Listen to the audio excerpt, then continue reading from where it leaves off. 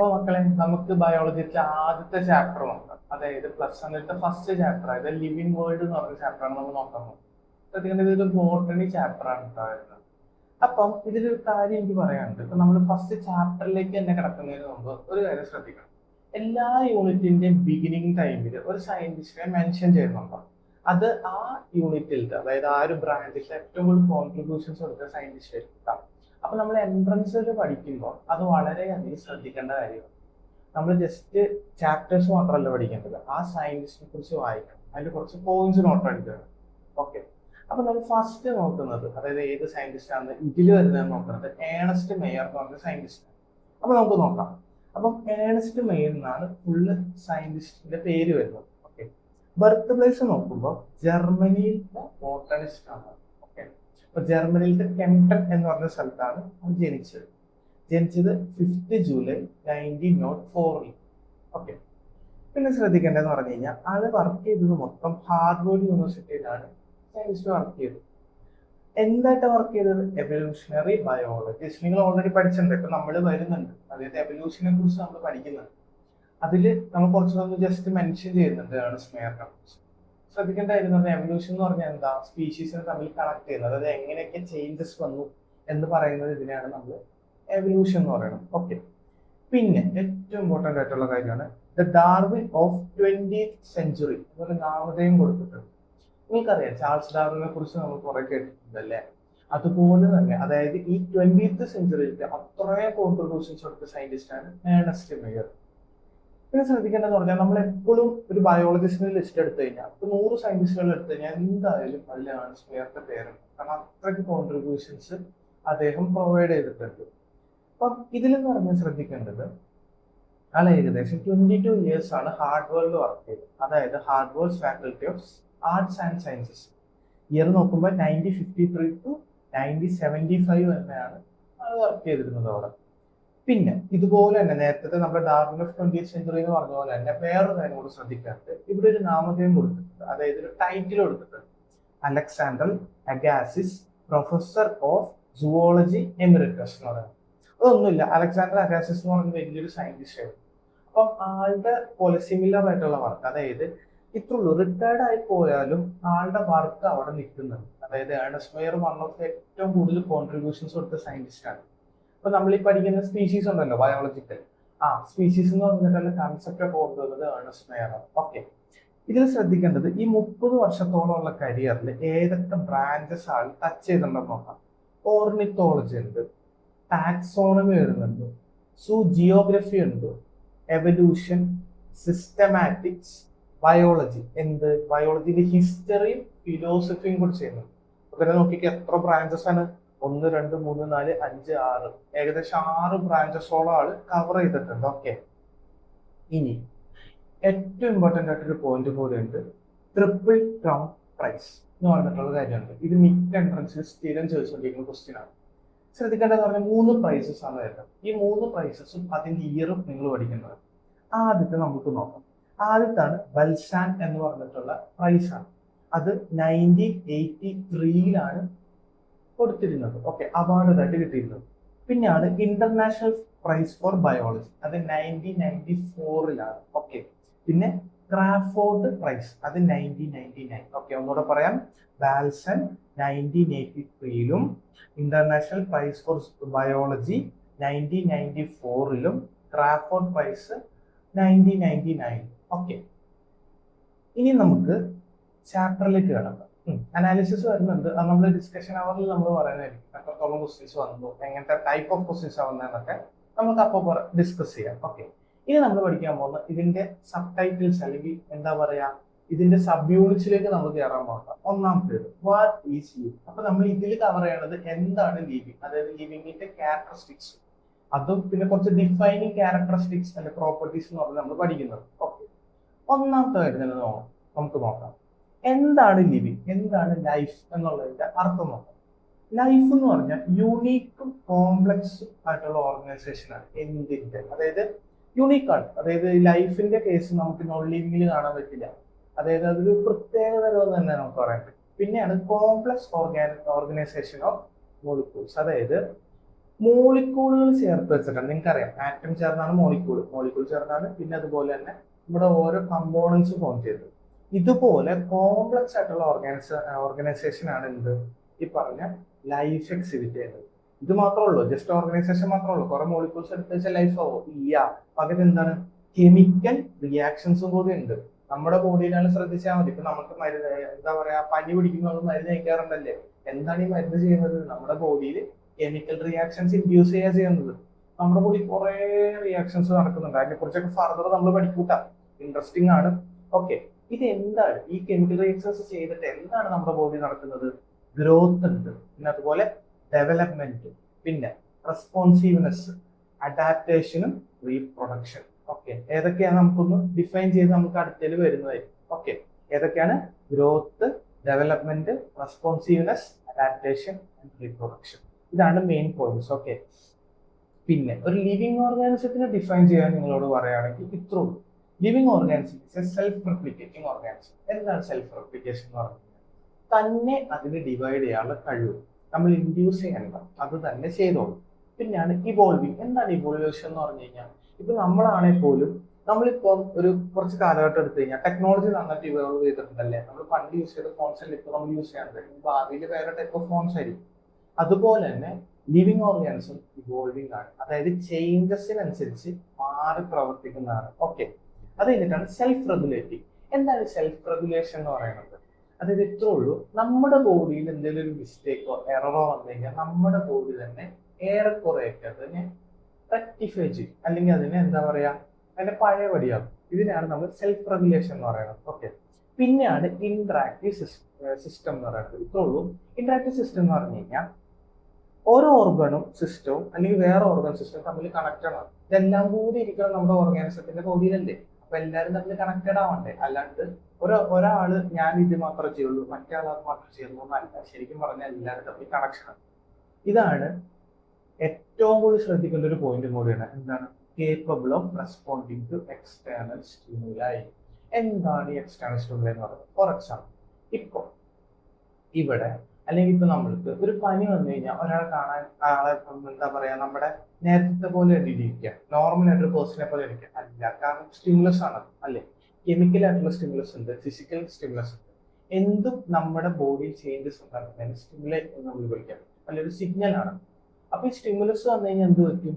Stimulus എന്നാൽ നമ്മുടെ body automatically react ചെയ്യും. നിങ്ങൾ പഠിച്ചിട്ടുണ്ടോ? റിഫ്ലക്സ് റിയാക്ഷൻ എന്ന് പറഞ്ഞ് പഠിച്ചിട്ടുണ്ടോ അല്ലേ? അതായത് ഹോട്ട് വാട്ടറിനെ അറിയാണ്ട് കൈ തട്ടുമ്പോൾ എന്ത് പറ്റും? നമ്മൾ കൈ വലിക്കുന്നതായിരിക്കും. അതൊരു സ്റ്റിമുലസ് ആണ് അല്ലെ. ചൂട് കൂടുകയാണ്, ചൂട് കൂടുമ്പോൾ നമ്മൾ വേർക്കുന്നു, അതെന്താണ്? അതൊരു സ്റ്റിമുലസ് ആണ്. പിടികിട്ടിയോ? ഇതിനെയാണ് സ്റ്റിമുലേ എന്ന് പറയുന്നത്. അപ്പൊ നമ്മുടെ ഓർഗാനിസം എന്താണ്?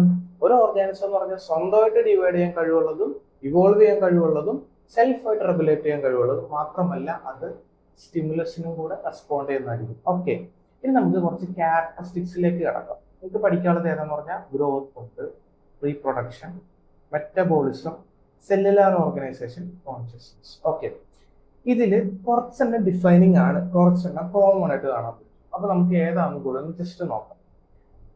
ഫസ്റ്റ് നമ്മൾ നോക്കുന്നതാണ് ഗ്രോത്തിനെ കുറിച്ച്. ഗ്രോത്ത് നിങ്ങൾക്ക് എന്താണെന്ന് അറിയാം അല്ലേ? നമ്മുടെ ഓർഗാനിസത്തിൽ എന്താ പറയാ, വലുതാവുന്ന സൈസിലും വെയിറ്റിലും ഇൻക്രീസ് ചെയ്യുന്നതിനാണ് ഗ്രോത്ത് എന്ന് പറയുന്നത് അല്ലേ. പക്ഷെ ഇവിടെ ശ്രദ്ധിക്കേണ്ട ഒരു കാര്യമുണ്ട്, രണ്ട് പാറ്റേൺ ആയിട്ടാണ് ഇത് കാണിക്കുക. പ്ലാന്റിൽ എന്ന് പറഞ്ഞു കഴിഞ്ഞാൽ അവർ മരിക്കുന്നവരെ, അതായത് ഏകദേശം അവരുടെ സെനസൻസിൽ എത്തുന്നവരെ, ഈവൻ സെനസൻസിൽ പോലും എന്തുണ്ട്? ഗ്രോത്ത്.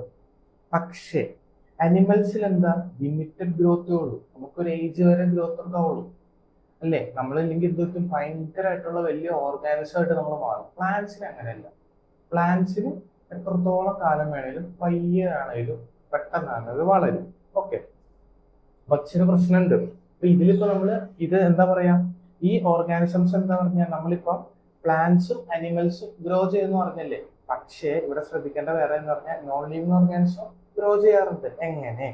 അതായത് for example mountains, boulders, sand mound, അതായത് മൗണ്ടൻസ് കൊടുമുടികളില്ലേ, പിന്നെ ബോൾട്ടേഴ്സ് എന്ന് പറഞ്ഞിട്ടേ ഉള്ളൂ. നമ്മൾ ഈ കൂമ്പാരങ്ങൾ ഉണ്ടോ മരുഭൂമിയിലൊക്കെ ചിന്തിക്കാൻ പറ്റും. നിമിഷ നേരത്തിനാണ്, ഇപ്പൊ ജോഗ്രഫിയിലൊക്കെ പഠിച്ചിട്ടുണ്ടല്ലേ, നിമിഷ നേരത്തിലാണ് എന്ത് സംഭവിക്കുക?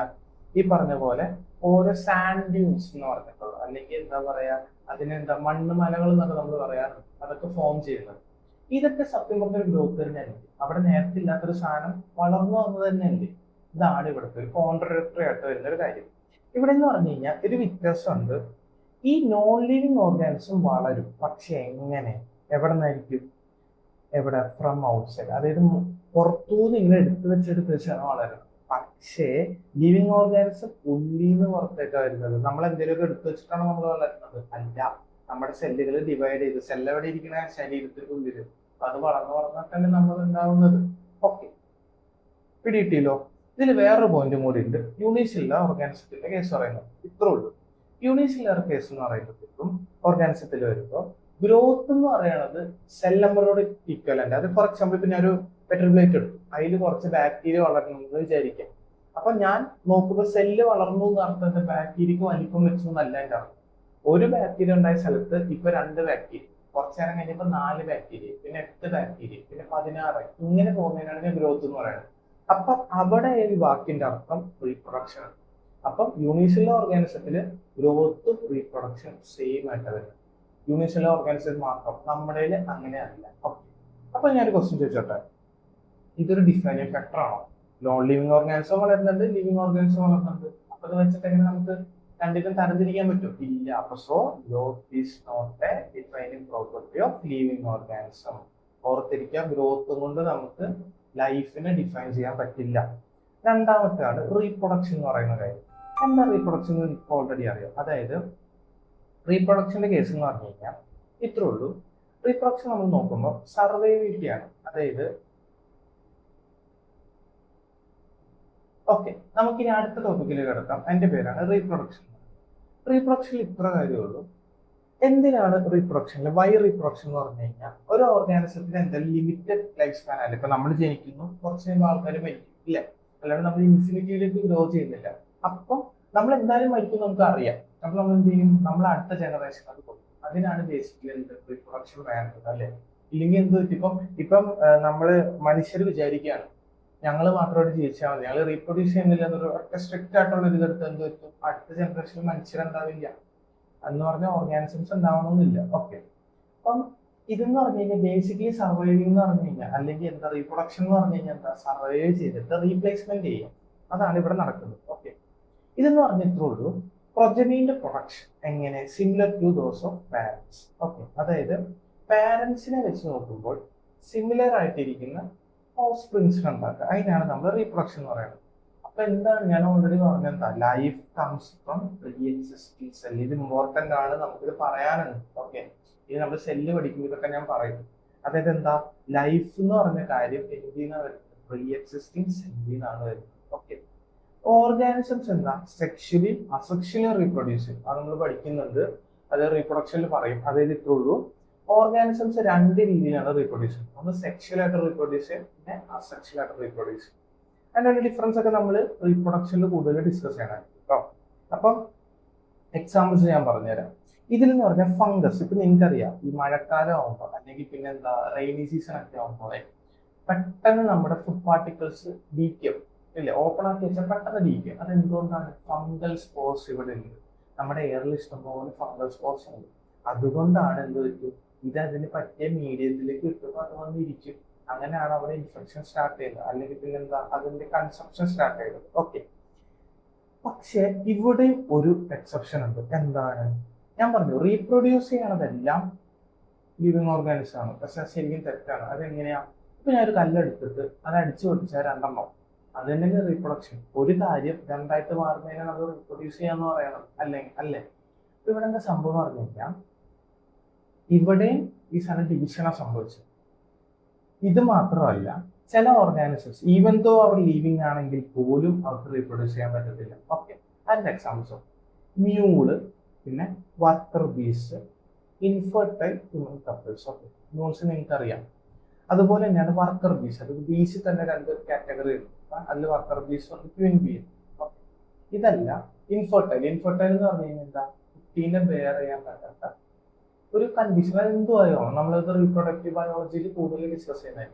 ഇവർക്ക് ബേസിക്കലി അടുത്ത ജനറേഷൻ പ്രൊഡ്യൂസ് ചെയ്യാൻ പറ്റില്ല. അപ്പൊ അതിന്റെ അർത്ഥം എന്താ? ഇവര് മനുഷ്യരല്ലെന്നാണോ? ഇവർ ലീവിങ് അല്ലെന്നാണോ? അല്ല. പിടിയോ? അപ്പൊ ഇതിൽ വരുന്ന ആളുണ്ട് കുറച്ച് അസെക്ഷൽ മോഡൽ അവിടെ എഴുതി വെച്ചിട്ടുണ്ട്. ഏതൊക്കെയാന്ന് നമുക്ക് നോക്കാം. ഒന്നാമത്തെയാണ് ഈസ്റ്റും ഹൈഡറും എന്താ ചെയ്യുന്നത്, ബഡ്ഡിങ് എന്ന് പറഞ്ഞിട്ടൊരു പ്രൊസീജിയർ വെച്ചിട്ടാണ് ചെയ്യുന്നത്. ഓക്കെ, അത് ബോഡീന്റെ സൈഡിൽ ഒരു ഔട്ട് ഗ്രോത്ത് വന്നിട്ട് അത് പിന്നെ വളർന്ന് പുതിയ ഓർഗാനിസം ആയിട്ട് മാറും. പിന്നെയാണ് പ്ലാനേറിയ, അതൊരു വോമാണ് കേട്ടോ. ഈ ഫിലേറിയൽ വോമാണ്. ഈ പ്ലാനേറിയ നമ്മൾ കട്ട് ചെയ്ത് ഒരു പ്രത്യേകത, ഒരു പ്ലാനേറിയൽ വോമിനെ എടുത്ത് 3 പീസ് ആക്കി വെച്ചാൽ അത് 3 വോമായിട്ട് റീജനറേറ്റ് ചെയ്യും. നമുക്കുണ്ട് റീജനറേഷൻ, പക്ഷെ ലിമിറ്റഡ് എക്സ്റ്റെൻഡേ ഉള്ളൂ. നമ്മുടെ ബോഡിയിൽ ചില ഓർഗൻസ്, ഫോർ എക്സാമ്പിൾ ലിവർ കാണിക്കാറുണ്ട്, പക്ഷേ അതൊരു പോയിന്റ് വരെ ഉള്ളൂ, ഇല്ലെങ്കിൽ പിന്നെ അത് ഇങ്ങനെ റീജനറേറ്റ് ചെയ്യും. പക്ഷെ പ്ലാനേറിയയിൽ ചെയ്തപ്പോൾ നല്ല രീതിയിൽ റീജനറേഷൻ കാണിച്ചിട്ടുണ്ട്. പിന്നെയാണ് ഫംഗസും ഫിലമെന്റസ് ആൽഗയും പ്രോട്ടീനീമ സ്റ്റേജ്, അതായത് മോസസ് എന്ന് പറയുന്നത് നമ്മൾ പ്ലാന്റ് ഡിസ്കസ് ചെയ്യാനായിട്ട്. ഇത് ഫ്രാഗ്മെന്റേഷൻ, അതായത് ഇത്രേ ഉള്ളൂ, അതിന്റെ ഒരു ഫ്രാഗ്മെന്റ് വീണ് കഴിഞ്ഞാൽ അതിൽ നിന്ന് പ്രൊപഗേറ്റ് ചെയ്ത് പിന്നെ ഇത് വന്നോളൂ, ഇതാ പുതിയ ഓർഗാനിസം ആയിട്ട് മാറും. ഓക്കെ, ഇനി അടുത്ത് നമുക്ക് ഇവിടെ ഒരു പാറ്റേൺ കാണിച്ചിട്ടുണ്ട്. ഇതെന്താണ്, ഇതൊരു അമീബിയ അല്ലെ. ഈ അമീബ എന്ത് ചെയ്തു, കുറച്ച് കഴിയുമ്പോൾ സ്പ്ലിറ്റിംഗ് നടക്കും. നോക്കിയേ, ഇവിടെ കണ്ടോ, അപ്പൊ 2 ആയിട്ട് മാറുന്നുണ്ട് പയ്യെ. ഇവിടെ ഈ ന്യൂക്ലിയസ് എക്സ്പാൻഡ് ചെയ്യുന്നുണ്ട്. രണ്ടാമത്തെ കേസിൽ ഇവിടെ ഈ ഇൻവാജിനേഷൻ, അതായത് ഈ ഒരു പോയിന്റ് കുറച്ചുകൂടെ അടുക്കുന്നു, 2 ന്യൂക്ലിയസ് ഓൾറെഡി ഫോം ചെയ്തു. അത് കഴിഞ്ഞിട്ട് ഇത് രണ്ടും കൂടെ കട്ടായിട്ട് 2 ഓർഗാനിസം ഫോം ചെയ്തു. ഓക്കെ, ഇതാണ് നമ്മൾ പഠിച്ച ബൈനറി ഫിഷൻ എന്ന് പറഞ്ഞത്. ഓക്കെ, ബാക്ടീരിയയിലൊക്കെ കോമൺ ആയിട്ട് നടക്കുന്ന ഒരു മോഡ് ഓഫ് റീപ്രൊഡക്ഷൻ. ഇനി അടുത്തതാണ് നമ്മൾ നോക്കാൻ പോകുന്നത് മെറ്റബോളിസം എന്ന് പറഞ്ഞിട്ടുള്ള ടോപ്പിക്. ഇതിൽ മെറ്റബോളിസം എന്ന് പറഞ്ഞിട്ടേ ഉള്ളൂ, നമ്മുടെ ബോഡിയിൽ കുറെ കെമിക്കൽ റിയാക്ഷൻസ് നടക്കുന്നുണ്ട്. ചിലത് ഉണ്ടാക്കുന്നുണ്ട്, ചിലത് എന്താ പൊട്ടിക്കുന്നുണ്ട്. അപ്പൊ ഇതില് ശ്രദ്ധിക്കേണ്ട 2 വാക്കുകളുണ്ട്. ഏതാ, ആനബോളിസം. എന്താണ് ആനബോളിസം? അതായത് സിമ്പിൾ ആയിട്ടിരിക്കുന്ന ഓർഗാനിസം, അതായത് ഓർഗാനിസം അല്ല, മോളിക്യൂൾസ് ചെയ്യുന്ന എന്താ കോംപ്ലക്സ് ആയിട്ടുള്ള മോളിക്യൂൾസ് ചെയ്യാം. അപ്പൊ എന്തായിരിക്കും, സിമ്പിളിൽ നിന്ന് വലുതിലേക്ക് അതൊരു ആംബിങ് അപ്പ് അല്ലേ, അല്ലെങ്കിൽ ഒരു ആംപ്ലിഫൈ ചെയ്യുന്നല്ലേ. അപ്പൊ അതെന്താ, ബിൽഡിങ് അപ്പ്. കാറ്റബോളിസം. കാറ്റബോളിസം എന്ന് പറയുമ്പോൾ എങ്ങനെയായിരിക്കും, വലിയതീന്ന് കോംപ്ലക്സ് ടു സിമ്പിൾ. അപ്പൊ അതിന്റെ അർത്ഥം എന്താ, വലിയ മോളിക്യൂൾസ് പൊട്ടിച്ച് ചെറുതാക്കുക ചെയ്യാം. അപ്പൊ അതെന്താ, ബ്രേക്കിംഗ് ഡൗൺ. അപ്പം ഇത്രേ ഉള്ളൂ, ഈ അനബോളിസം കാറ്റബോളിസം മാറി മാറി നമ്മുടെ ബോഡി നടക്കും. ഇതിൽ ഒറ്റ പേരിട്ട് വിളിക്കും, അതിന്റെ പേരാണ് മെറ്റാബോളിസം. എന്താണ് മെറ്റാബോളിസം? അപ്പം മെറ്റാബോളിസം എന്ന് പറയുമ്പോൾ കാറ്റബോളിസം ആനബോളിസം കൂടി ചേർന്ന് പറയുന്നതാണ്. ഓക്കെ, ഇനി അടുത്തൊരു ക്വസ്റ്റ്യൻ ഞാൻ പറഞ്ഞു. ഇതിൽ ഇത്രേ ഉള്ളൂ, നമ്മൾക്ക് എല്ലാ പ്ലാന്റ്സും അനിമൽസും ഫംഗസും എന്താ മെറ്റാബോളിസം എക്സിബിറ്റ് ചെയ്യാറുണ്ട്, എല്ലാവരും ചെയ്യാറുണ്ട്. പക്ഷെ ഒരു നോൺ ലിവിങ് ഓർഗാനിസത്തിൽ ഇതില്ല. അതായത് അവർ കെമിക്കലി ഒന്നും സിന്തസൈസ് ചെയ്യുന്നില്ല, കെമിക്കൽ ഒന്നും ബ്രേക്ക് ഡൗൺ ചെയ്യുന്നില്ല. അപ്പൊ ഞാൻ ഒരു ക്വസ്റ്റ്യൻ ചോദിച്ചോട്ടെ, ഇത് അതായത് മെറ്റബോളിസം എന്നൊരു ഡിഫൈനിങ് ഫാക്ടർ അല്ലേ, അത് വെച്ച് നമുക്ക് പറഞ്ഞുകൂടെ ഒരു സാധനം ജീവിക്കുന്നുണ്ടോ ഇല്ലയോ എന്ന്, ഒരു ഓർഗാനിസത്തിൽ ജീവനുണ്ടോ ഇല്ലയോ എന്ന്. ഇത്രേ ഉള്ളൂ. അതപ്പോ metabolism is A defining property of life, living organism. പിന്നെ ഉള്ളതാണ് ഇൻവിട്രോ. ഇൻവിട്രോ എന്ന് പറഞ്ഞു കഴിഞ്ഞാൽ ഇത്രേ ഉള്ളൂ, നമ്മൾ ഈ ലാബുകളിലൊക്കെ അസൈസ് ഉണ്ട്, അല്ലെങ്കിൽ കെമിക്കൽ ടെസ്റ്റുകൾ ചെയ്യാൻ പറ്റും. അതൊരു സെൽ എൻവയോൺമെന്റ് ക്രിയേറ്റ് ചെയ്തിട്ട് എന്താ ചെയ്യണം, ബേസിക്കലി അത് കെമിക്കൽസ് തന്നെയാണ്, അതിന് ലൈഫ് ഇല്ല, എന്നാൽ കൂടി അത് സെൽ എൻവയോൺമെന്റ് ക്രിയേറ്റ് ചെയ്തിട്ടാണ് നമ്മൾ ചെയ്യുന്നത്. ഓക്കെ, ഇനി നമുക്ക് അതിന്റെ ഒരു ജസ്റ്റ് ഡിഫറൻസ് നോക്കാം, കാറ്റബോളിസം വെർസസ് ആനബോളിസം. അപ്പൊ ആനബോളിസം എന്ന് പറഞ്ഞാൽ എന്തായിരുന്നു, ബിൽഡിംഗ് അപ്പ്. ഫോർ എക്സാമ്പിൾ ഞാൻ പറഞ്ഞ പ്രോട്ടീൻ, അമിനോ ആസിഡിൽ നിന്ന് പ്രോട്ടീൻ ഉണ്ടാക്കുന്നതാണ് ആനബോളിസം. കാറ്റബോളിസം എന്ന് പറഞ്ഞു കഴിഞ്ഞാൽ എന്താ, വലിയതേത് ചെറുതാക്കുക. അപ്പൊ എന്താ, ഗ്ലൈക്കോജനും ഫാക്റ്റും പോലത്തുള്ള എനർജി സോഴ്സസ് ചെയ്യുന്ന എനർജി ഉണ്ടാക്കുന്നതിനാണ് നമ്മൾ എന്താ കാറ്റബോളിസം എന്ന് പറയുന്നത്. രണ്ടും ബോഡിക്ക് ആവശ്യമാണ്. ചില സ്ഥലത്ത് നമുക്ക് ഉണ്ടാക്കണം, ചില സ്ഥലത്ത് നമുക്ക് ബ്രേക്ക് ഡൗൺ ചെയ്യണം. ഓക്കെ, ഇനി അടുത്തതിലേക്ക് നമുക്ക് തന്നെ cellular organisation. Okay, cellular organisation ഇത്രേ ഉള്ളൂ, അതായത് എല്ലാ ഓർഗാനിസം എന്താണ്, ഒന്നിൽ കൂടുതൽ സെല്ലുകൾ കൊണ്ടാണ് ഉണ്ടാക്കിയിരിക്കുന്നത്. ഇത് ശരിക്കും പറഞ്ഞാൽ ലിവിങ് ഓർഗാനിസത്തിന്റെ ഒരു ഡിഫൈൻ പ്രോപ്പർട്ടിയാണ്. നമ്മൾ എന്ത് ഓർഗാനിസം എടുത്താലും സെല്ല് എന്നുള്ളൊരു കാര്യം കാണാൻ പറ്റും. ചിലപ്പോൾ ഒരു സെല്ലായിരിക്കും, ചിലപ്പോൾ ബില്യൻസ് ഓഫ് സെല്ലായിരിക്കും, എന്നാൽ കൂടി സെൽ എന്നുള്ളൊരു കാര്യം നമുക്ക് കാണാൻ പറ്റും. പിന്നെന്താ, സെല്ല് എന്ന് പറഞ്ഞു കഴിഞ്ഞാൽ the last boundary of life എന്ന് പറയാം. അതായത് ഇത്രേ ഉള്ളൂ, നമ്മൾ അതിനേക്കാളും ഉണ്ട്, പക്ഷെ ലൈഫ് ശരിക്കും ഡിഫൈൻ ചെയ്യുന്നത് സെല്ല് വെച്ചിട്ടാണ് നമ്മൾ പറയാറ്. നിങ്ങൾ ഓൾറെഡി പഠിച്ചിട്ടുണ്ടാവും, 2 ടൈപ്പ് ഓഫ് സെല്ല് ഈ ലോകത്തുണ്ട്. എന്താ, യൂണിസെല്ലുലാർ ഓർഗാനിസംസ് ഉണ്ട്, മൾട്ടിസെല്ലുലാർ ഓർഗാനിസംസ് ഉണ്ട്. ആരൊക്കെയാണ് യൂണിസെല്ലുലാർ ഓർഗാനിസം? ബാക്ടീരിയനെ പറയാം, പ്രോട്ടോസോവ, ഇവരൊക്കെ എന്താ യൂണിസെല്ലുലാർ ഓർഗാനിസംസ്. മൾട്ടിസെല്ലുലാർ ഓർഗാനിസംസ് അത് നമുക്ക് ചുറ്റും കാണുന്നതാണ്. എന്ത്, നമ്മൾ ഹ്യൂമൻ ബീങ്സ്, പിന്നെന്താ ഫിഷസ് പറയാം, ട്രീസ് പറയാം, എന്ത് വേണമെങ്കിലും നിങ്ങളുടെ ഇഷ്ടത്തില് ഉള്ള ചെറിയ ഇൻസെക്റ്റുകളെ വേണമെങ്കിൽ പറയാം. അതൊക്കെ എന്താ മൾട്ടിസെല്ലുലാർ ഓർഗാനിസംസ്. ഇനി വരുന്നതാണ് ഏകദേശം നമ്മൾ കംപ്ലീറ്റ് ആവാറ്. ഇനി വരുന്നതാണ് കോൺഷ്യസ്നസ് എന്ന് പറഞ്ഞ കാര്യം. കോൺഷ്യസ്നെസ്സിന്റെ ഒരു പ്രത്യേകത ഉണ്ട്, ഇത്രേ ഉള്ളൂ. കോൺഷ്യസ്നെസ് എന്ന് പറഞ്ഞു കഴിഞ്ഞാൽ അതൊരു ടെക്നിക്കൽ ടേമാണ്, അതുപോലെ ഇത്തിരി കോംപ്ലിക്കേറ്റഡ് ആയിട്ടുള്ള കാര്യം. അത് എന്ന് പറഞ്ഞു കഴിഞ്ഞാൽ നമ്മുടെ ചുറ്റും നടക്കുന്ന കാര്യങ്ങളെ സെൻസ് ചെയ്തിട്ട് അതിന് റിപ്ലൈ ചെയ്യാൻ അല്ലെങ്കിൽ അതിന് റെസ്പോണ്ട് ചെയ്യാൻ പറ്റുന്നതാണ് കോൺഷ്യസ്നെസ് എന്ന് പറയുന്നത്. For example, light. ഇപ്പൊ ഞാനിപ്പോ പറയുന്നത്, നമ്മളിപ്പം ഒരു ഭയങ്കര ബ്രൈറ്റ് ആയിട്ട് റൂമിൽ ചെന്ന് കഴിഞ്ഞാൽ നമ്മുടെ ട്യൂബുകൾ എന്ത് ചെയ്യും? ട്യൂബിൾ ചെറുതാണ്, നിങ്ങൾ ശ്രദ്ധിച്ചിട്ടുണ്ട്. അതെന്തിനാണ്? ഓവർ ലൈറ്റ് എക്സ്പോഷർ വരാണ്ടിരിക്കാനാണ്. അതേസമയം നമ്മൾ ഇരുട്ടായിട്ടുള്ള അല്ലെങ്കിൽ ഡാർക്ക് റൂമിൽ ചെല്ലുമ്പോൾ നമ്മുടെ കണ്ണ് എക്സ്പാൻഡ് ചെയ്യും, അല്ലെങ്കിൽ പ്യൂപ്പിൾ എക്സ്പാൻഡ് ചെയ്യും. അത് എന്തുകൊണ്ടാണ്? കൂടുതൽ ലൈറ്റ് കടത്തി വിടാൻ വേണ്ടിയാണ്. ഓക്കെ, അത് കഴിഞ്ഞിട്ട് വാട്ടർ. ഫോർ എക്സാമ്പിൾ, ഇപ്പൊ നമ്മൾ വെള്ളം, കുറെ നേരത്തെ നമ്മൾ വെള്ളം നമ്മുടെ സ്കിൻ എക്സ്പോസ്ഡ് ആയ എന്ത് പറ്റും? ചൂടാൻ തുടങ്ങൂലേ? അതൊരു സ്റ്റിമുലസ് അല്ലേ, ബേസിക്കലി അത് റെസ്പോൺസ് അല്ലേ. പിന്നെയാണ് ടെമ്പറേച്ചർ. ടെമ്പറേച്ചറോട് ഞാൻ നേരത്തെ പറഞ്ഞെന്താ, ചൂട് സമയത്ത് ടെമ്പറേച്ചർ കൂടുമ്പോൾ ഓട്ടോമാറ്റിക്കലി നമ്മൾ സ്വെറ്റ് ചെയ്യും. തണുപ്പത്തെ ടെമ്പറേച്ചർ ഉണ്ട്, നമ്മുടെ ബോഡി ഷിവർ ചെയ്യും.